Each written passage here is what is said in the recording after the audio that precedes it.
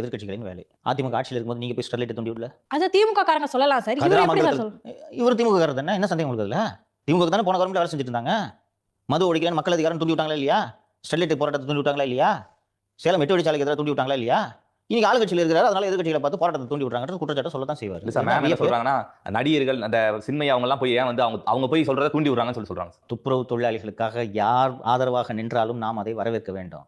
ஏன்பா உச்சநீதிமன்றம் இந்த ரோட்டில் திரியிற நாய் எல்லாரையும் கடிச்சு வைக்குது, அதெல்லாம் பிடிச்சி அடைங்கன்னு சொன்னா அதுக்கு ஊர்வலம் போறாங்க பாத்தியா? இந்த ராபிஸ் தொற்று பாதிக்கப்பட்டவங்களை போய் பார்த்தா தெரியும் சார். நீ வீட்டில் வச்சு வளர்த்துக்க.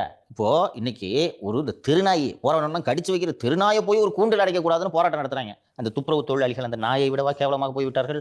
அவர்களுக்கு ஆதரவாக போய் மதுவந்தியும் அந்த சின்மையும் தூண்டிட்டே விடட்டுமே. நான் போய் உங்களோட தோளோட தோல் நிற்கிறேன், நீங்க கவலைப்படாதீங்க, நான் வர்றேங்கன்னு சொல்லிட்டு போய் இது நிக்கிறதுல என்ன தவறு?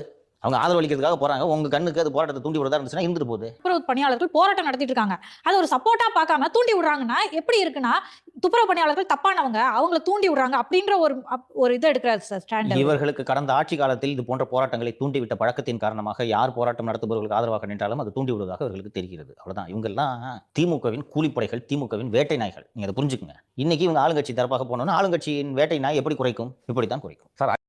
தூண்டி விடுவது எதிர்க்கட்சிகளின் வேலை. அதிமுக ஆட்சியில் இருக்கும்போது நீங்க போய் ஸ்டெர்லைட்ட தூண்டி விடல. அது திமுக காரங்க சொல்லலாம் சார். இவரு எப்படி சார் இவர் திமுக காரர் தானே. என்ன சந்தேகம் உங்களுக்கு அதுல? திமுக தானே போன கவர்மெண்ட்ல வேலை செஞ்சுட்டு